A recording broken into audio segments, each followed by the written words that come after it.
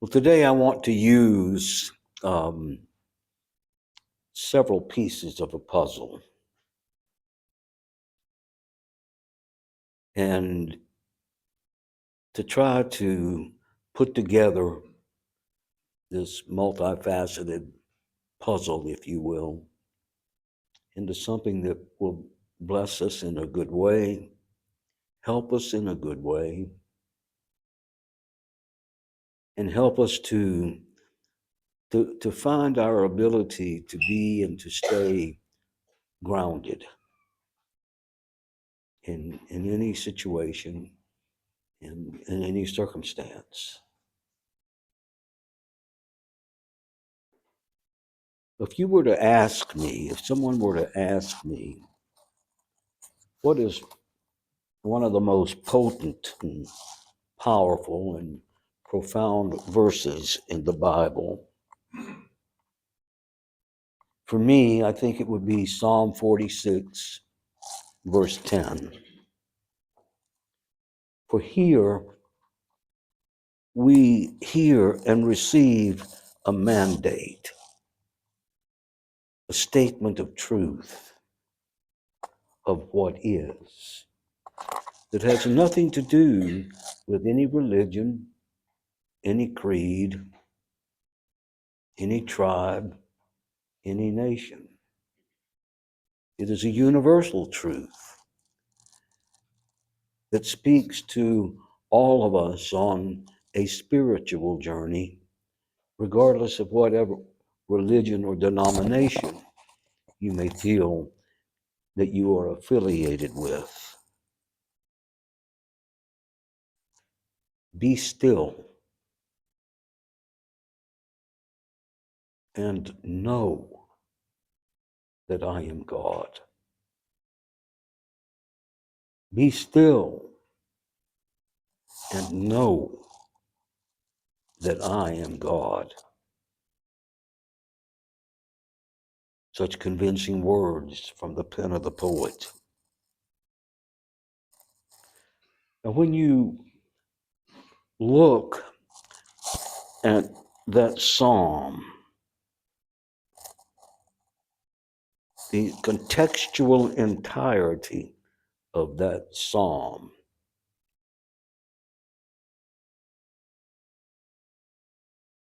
we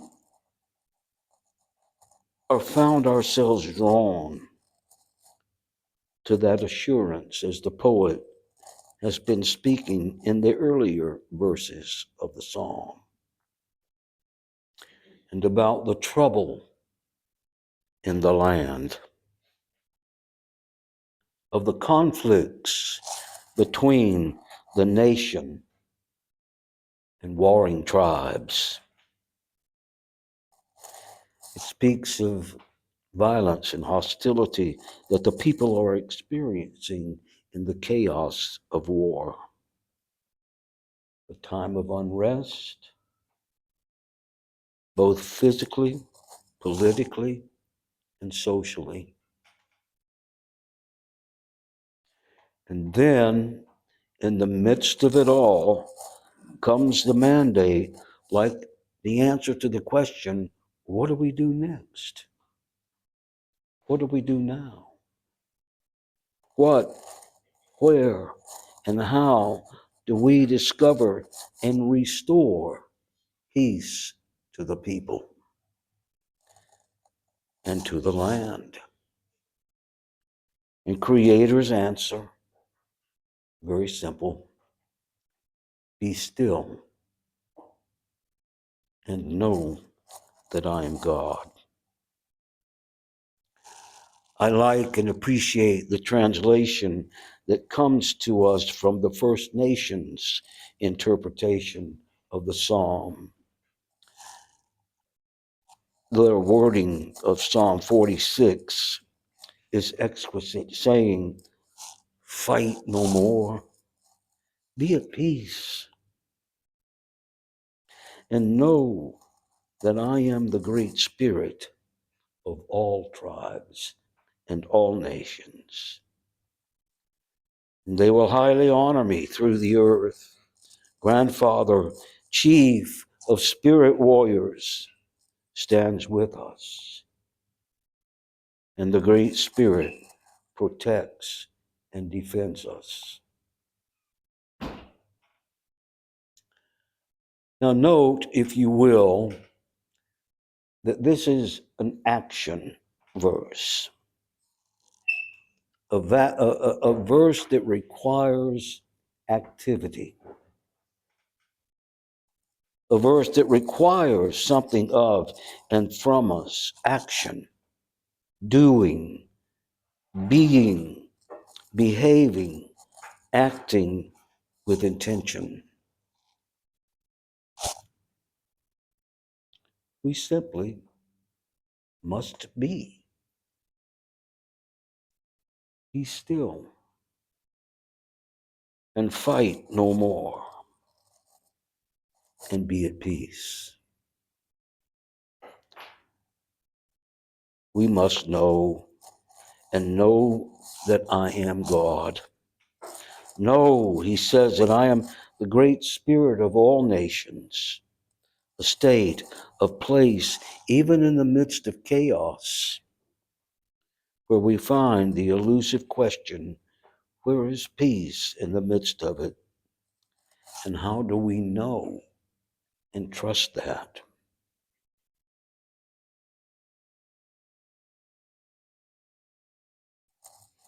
The backstory, if you will, the historical setting of Psalm 46 is not unlike the world and reality in which we live today.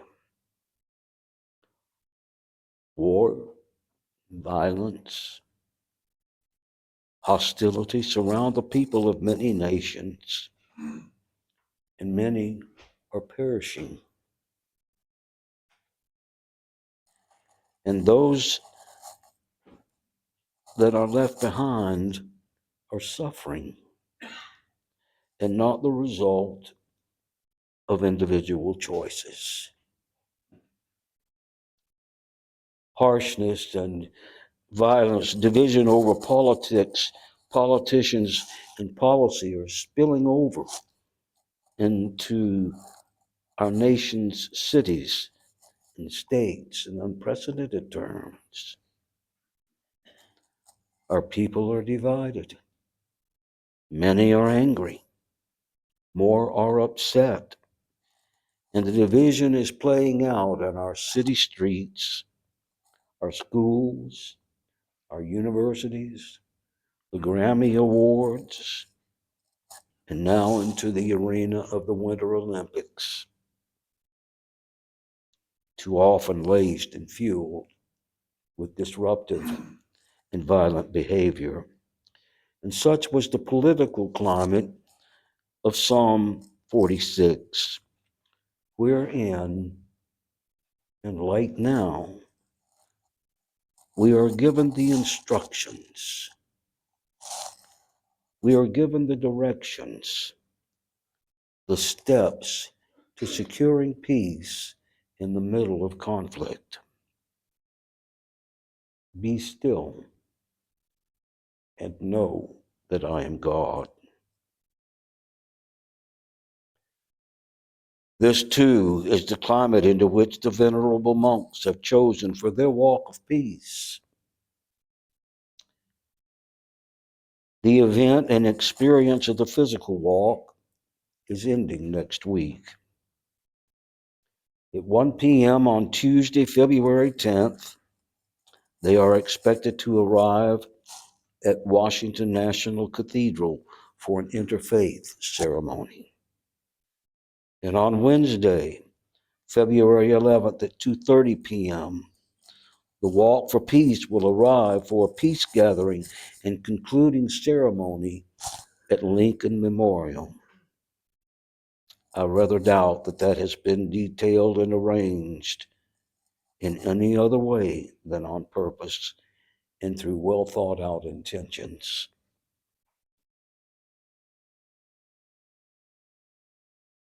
On Thursday, February 12th, around 12:30, they will board a bus and begin the journey back to Fort Worth, Texas. Well, early in the walk, one that has captured the hearts and souls of millions of people around the world, was asked, "Why are you walking? Why?" And in his unmistakable voice, almost a whisper, he replied, "We walk not to protest, but to awaken. Awaken the peace that already lives within each of us." The walk of peace is a simple yet meaningful reminder that unity, loving kindness, and peace begins within each of us and can radiate outward to our families, our communities, and society as a whole. The walk for peace invites all people, regardless of faith, culture, or background, to come together in the spirit of compassion, mutual respect, and understanding.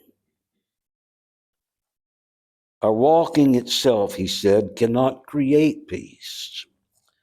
But when someone encounters us, whether by the roadside, online, or through a friend, when our message touches something deep within them, when it awakens the peace that has always lived quietly in their own heart, something sacred begins to unfold. It has been a gentle and subtle but powerful reminder for us to enter a space of being still, a place of knowing, and standing upon that place of knowledge that God is God and the spirit of the universe is great.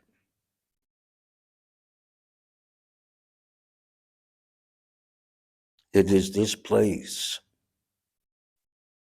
that our great teacher assured us, "My peace I leave to you, and my peace is my gift to you." It is a peace that the world cannot give, nor which it can take away. So do not let the troubles of this world fill you with fear and make your hearts fall to the ground. And do not let fear hold you back. We need only to slow our mind and be still and know we have been given not only the gift of peace, but the fruits that come with it as well. The Q Karanakara would later speak about this during one of his peace talks, saying, "Make peace with the present moment. Our life is shining and alive at the present moment. It is not the past, not in the future, but right here and right now. This is where our life has always been, waiting for us to notice it, to live it, to be fully present with it. And this is the place of stilling our minds, our thoughts, and our emotions, and know that God is God." He continued, "The past is not yet here. We cannot return to it. We cannot change it. We cannot live there no matter how much our minds try to take us back. The future is not here. We cannot grasp it, cannot control it, cannot live there no matter how much we plan and worry. When our minds get lost in the past or future, when we cling to attachments that pull us away from this present moment of life, This is when we invite suffering. We become misaligned with our path right here and right now. We abandon the only life that we actually have, this one, happening in this very breath.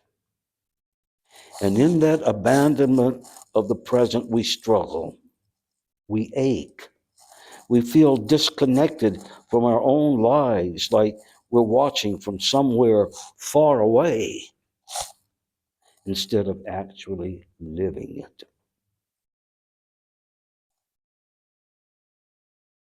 But there is a gentle way back. There is always a way home. And when we become mindful of our breath, breathing in and breathing out, feeling the life begin to flow through us right now, we bring our awareness back to real life. And that is the be part. Be still.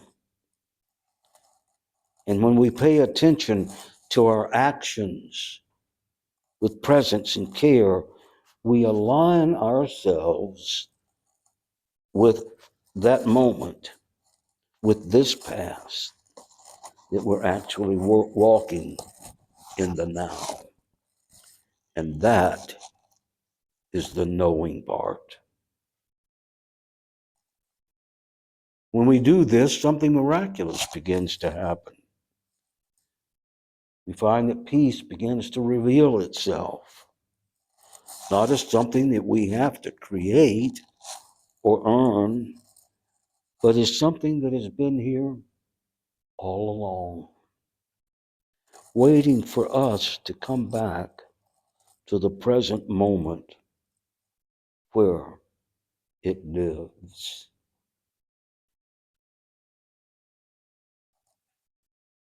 With peace, right here and right now, we can walk toward our plans and grow our lives without the struggle of minds that are constantly somewhere else. We can move forward with clarity and calm, with the energy that comes from being fully present instead of scattered across time. So let us make peace with this present moment, not by forcing anything, but by gently coming back, by breathing, by being here, by being present, by recognizing that this moment, this very one, this very breath, this very heartbeat is where life is actually happening.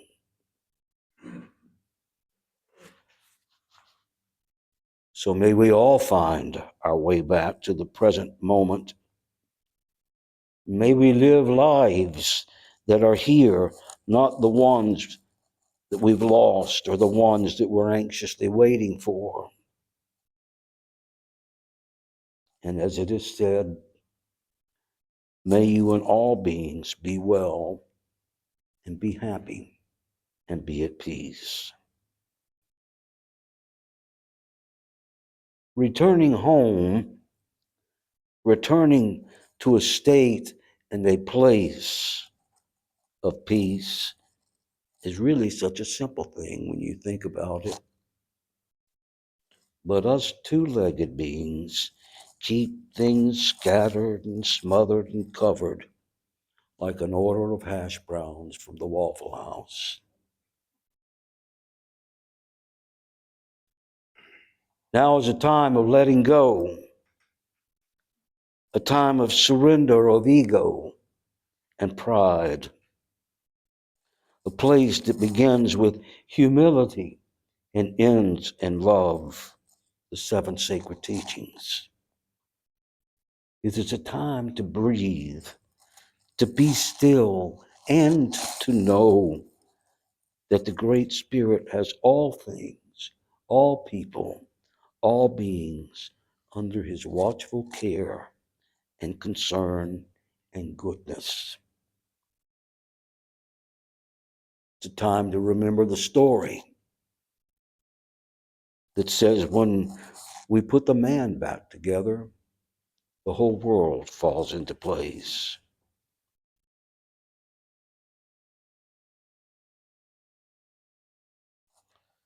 When we face troubling times and difficult situations and circumstances, be still.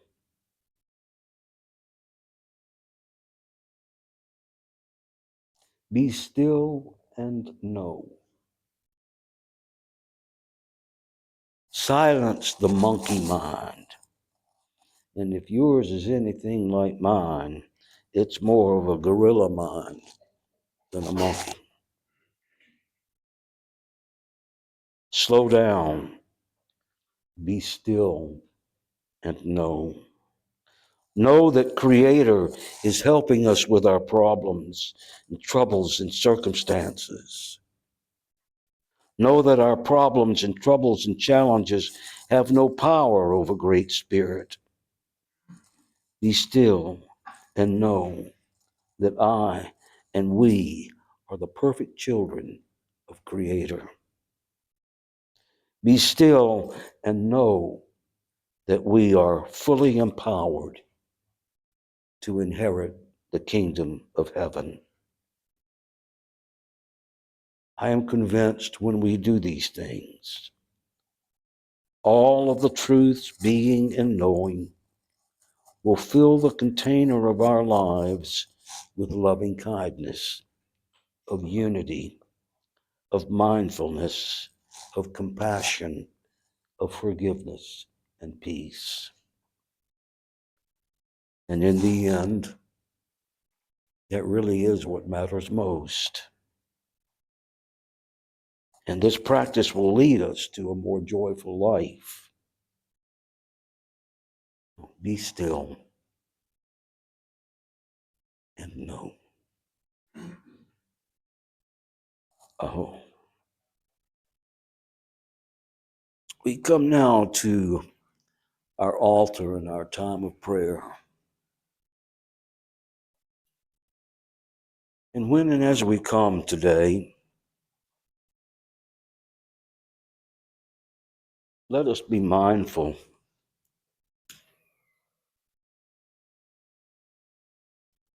of what in our own lives and in our own way may be blocking or interfering with our ability or inability to be still. Come now and let's make a good prayer together.